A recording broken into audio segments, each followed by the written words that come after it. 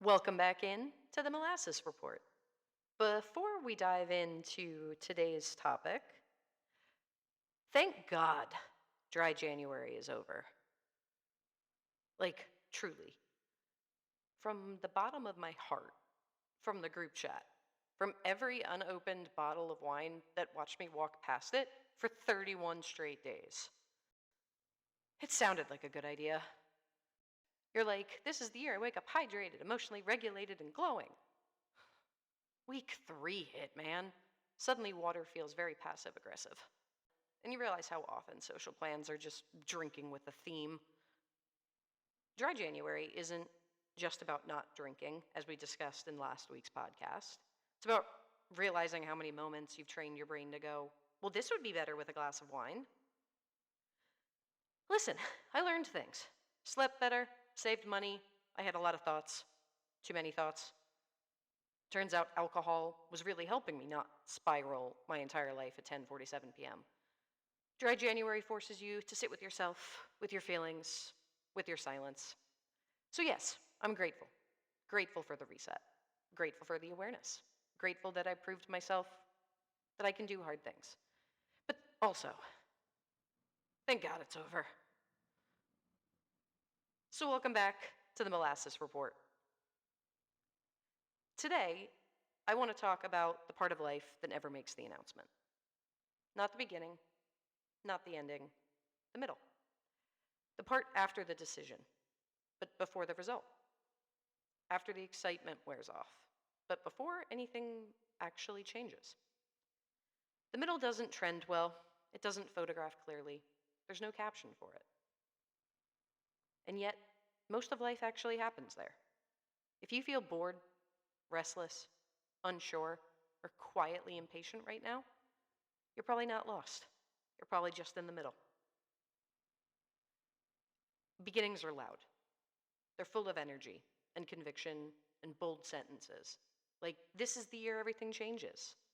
Beginnings feel productive, even when nothing has happened yet. You tell people they're excited for you. You're excited for you. And for a moment, motivation feels endless. But what we don't talk about is how quickly that energy fades. Not because you made the wrong choice, but because novelty isn't meant to last. Eventually, that adrenaline wears off. The routine sets in. Suddenly, you're just doing the thing. Quietly, repetitively, without applause. That's where most people start wondering if they messed up. Maybe why this episode feels so timely for me is because I'm recording it in the middle of the 2026 DC snowpocalypse. I'm literally stuck. No commute, no running around, no pretending productivity looks glamorous. Just me, inside, forced to slow down. Honestly, it's kind of perfect. Because the middle is exactly that. Being paused without permission, being still when you didn't plan to be, being unable to rush ahead, even if you wanted to. Snow days remind you that stillness isn't always a failure. Sometimes it's a reset. Sometimes it's a gift. Sometimes being stuck is the thing that makes you notice where you actually are. So if you feel snowed in right now, emotionally, mentally, situationally, maybe that's not a bad metaphor. Maybe you're not behind. Maybe you're just grounded. The middle is deceptive because it feels inactive. You're showing up. You're trying. You're adjusting. But there's no obvious feedback. No milestone. No confirmation email from the universe saying, yep, this is working. So doubt creeps in. You start asking yourself questions that don't have answers. Is this worth it? Am I behind? Should I be further along by now? The middle convinces you that because you can't see progress, there must not be any. But most real change is invisible while it's happening. The middle has a way of making you feel overlooked. Think about middle children. They're not the new baby, the cute new addition to the family. They're not the oldest. the one who's expected to set the example. They just sit, existing in between, quietly negotiating attention, carving out space without anyone noticing. Think about middle management, the middle layer in an organization. Too senior to just follow, not senior enough to call the shots. They're the glue, the negotiators, the people making sure the big picture doesn't fall apart. Both are in the middle. Both understand something important.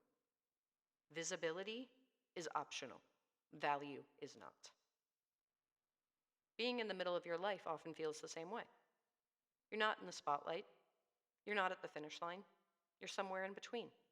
And yet you are the one holding the story together, even if no one applauds. Middle is hard, but it's also where skills, patience, and depth are forged. The middle teaches endurance and quiet leadership, or so I'm told. As the oldest, it sometimes takes me a minute to notice perspectives that aren't, well, mine. But I'm learning, slowly, with effort. Some of the best people in this world are middle kids. To all middle kids out there and in my life, I see you. After reflection, and oftentimes being reminded, you're all steady. You're all patient. You're all quietly brilliant. And believe me, I love you. Thank you for being the emotional shock absorbers. No one gathers around you in the middle. People show up for launches, for celebrations, for endings with clean edges. But the middle, that's solitary. It's just you and your consistency and your second guessing. And because everyone else only shares beginnings and endings, you start to feel like you're the only one grinding through the in-between. Like everyone else figured it out, while you're still stuck on page 3. But that's an illusion. Everyone you admire has lived in a middle they just didn't post. The middle isn't just about results. It's about becoming. It's where your identity catches up to your decision. At the beginning, you decide to change. In the middle, you have to be the kind of person who follows through when it's boring. That's hard. It's much easier to start something than it is to keep choosing it, especially without external validation. The middle asks uncomfortable questions like, who are you when no one's watching? Who are you when progress is slow? Who are you when motivation disappears, but commitment is still required? Those answers don't come quickly. One of the sneakiest things the middle does is make you nostalgic for what you left. You start remembering the past with a softness it didn't earn. You forget why you wanted to change in the first place. You minimize the discomfort that pushed you forward because uncertainty is louder than familiar dissatisfaction. You start thinking, maybe it wasn't that bad. Maybe I should go back. Maybe this new path was a mistake. That doesn't mean you're wrong to move forward. It just means growth feels disorienting, but it feels rewarding. An old boss of mine often gave me a quote that said, growth and pain often feel the same. I need to say this clearly. The middle is not a detour. It's not a delay. It's not proof that you chose wrong. It's the process. It's the part that actually builds capacity, patience, resilience. You don't get the ending without living through the middle. And trying to rush it usually just means repeating it later. Here's the plot twist, though. The middle is often the best part. Think about it.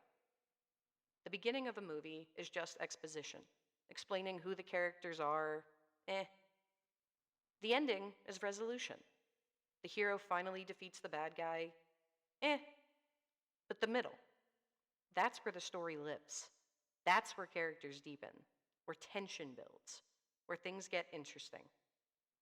No one rereads chapter 1. They reread the middle, the part where everything almost falls apart and you're fully invested. The same with the brownie.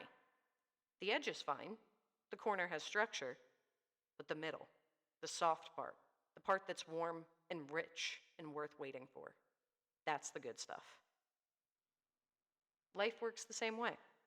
The middle is often the season where you finally have a little money, a little time, and the energy to actually enjoy it. You're not surviving. You're not sprinting. You're not proving. You're just living. You're not waiting for permission anymore. The middle is where you stop chasing the highlight reel and start appreciating the actual day. So if you're here, don't rush past it. You might be standing in the best part without realizing it yet. If you are in the middle right now of a career shift, a healing season, a relationship change, or a version of yourself you're still learning how to be, I want you to pause. Not to evaluate, not to optimize, just to name it. This is the middle. Nothing has gone wrong. The middle doesn't ask for brilliance. It asks for presence. It asks you to stay when leaving would be easier, to trust before there's proof. You're not failing because things feel slow.